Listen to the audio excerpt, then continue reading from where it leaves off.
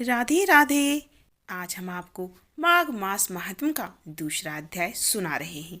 तो ज़्यादा से ज़्यादा वीडियो को लाइक कीजिए, कमेंट कीजिए और शेयर कीजिए और इस कथा को पूरा सुनिए। सुनकर राजा के ऐसे वचन सुनकर तपस्वी कहने लगा कि हे राजन, भगवान सूर्य बहुत शीघ्र उदय होने वाले हैं, इसीलिए यह समय हमारे लिए स्नान का है, कथा का नहीं।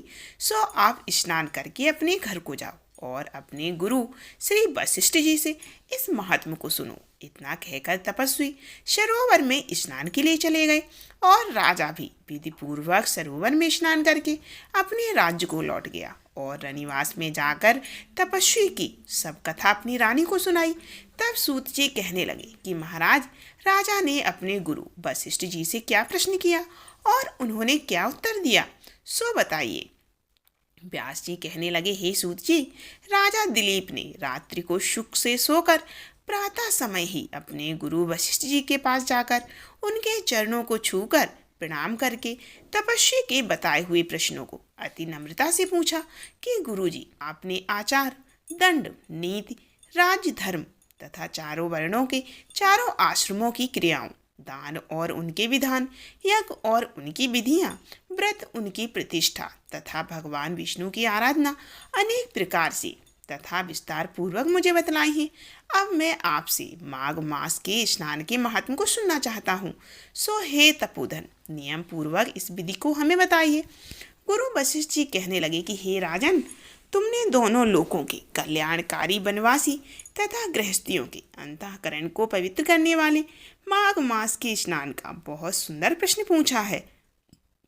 मकर राशि में सूर्य के आने पर माघ मास में स्नान का फल गौ, भूमि, तिल, वस्त्र, स्वर्ण, अन्न, घोड़ा आदि दानों तथा चंद्रायन और ब्रह्मा कुर्च व्रत आदि से भी अधिक होता है।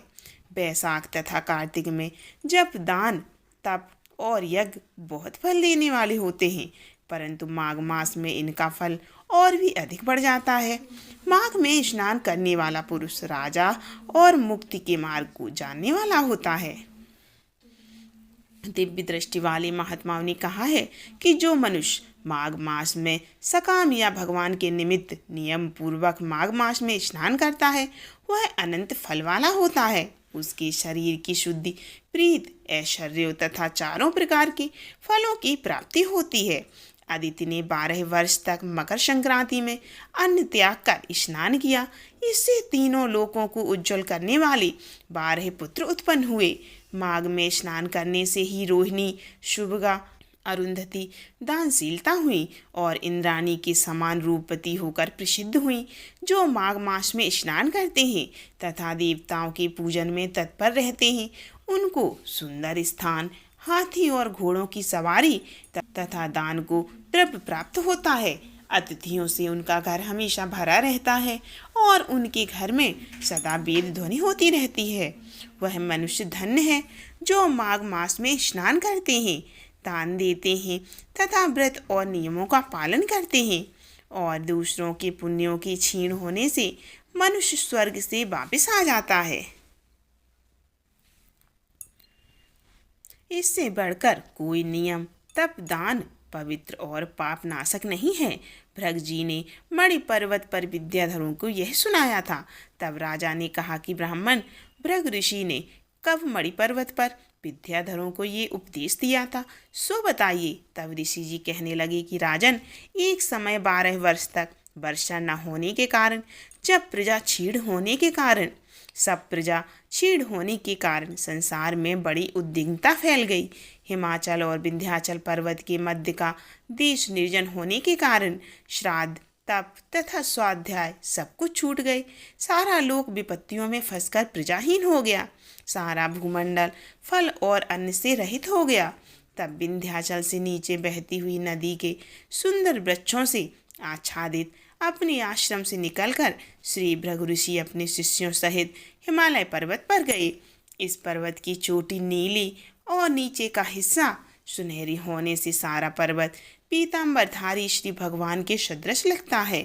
पर्वत के बीच का भाग नीला और बीच बीच में कहीं कहीं सफ़ेद स्फटिक होने से तारों से युक्त आकाश जैसी शोभा को प्राप्त होता है। रात्रि के समय वह पर्वत दीपकों की तरह चमकती हुई दिव्य औषधियों से पूरित किसी महल की शोभा को प्राप्त होता है। वह पर्वत शिखाओं पर बांसुरी बजाती और सुंदर गीत गाती हुई किन्नरियों तथा केलों के पत्तों की पताकाओं से अत्यंत शोभा को प्राप्त हो रहा था। यह पर्वत नीलम, पन्ना, पुखराज तथा इसकी चोटी से निकलती हुई रंग बिरंगी किरणों से इंद्रधनुष के समान प्रतीत होता था। स्वर्ण आदि सब धातुओं से तथा चमकते हुए रत्नों से चारों ओर फैली हुई अग्नि ज्वाला के समान शोभायमान थी। इसकी कंदराओं में काम पीड़ित विद्याधरी अपने पतियों के साथ आकर रमण करती और गुफाओं में ऐसे ऋषि मुनि जिन्होंने संसार के सब क्लेशों को जीत लिया है, रात दिन ब्रह्मा का ध्यान करते और कई एक हाथ में रुद्राक्ष की माला लिए हुए शिव की आराधना में लगे रहते। पर्वत के नीचे भागों में जंगली हाथी अपने बच्चों के साथ खेल रहे हैं तथा कस्तूरी वाले रंग बिरंगे मृगों के झुंड इधर उधर भाग रहे हैं। यह पर्वत सदा राजहंस तथा मोरों से भरा रहता है, इसी कारण इसको हेमकुंड कहते हैं। यहाँ पर सदैव ही देवता, ग्वाक और अप्सराएं निवास करती हैं। ये था माघ मास महात्म का दूसरा अध्याय। आप लोग तीसरे अध्याय को जरूर सुनिए और इस वीडियो को ज़्यादा से ज़्यादा लाइक एंड कमेंट और शेयर कीजिए। फिर मिलते हैं अगली वीडियो में।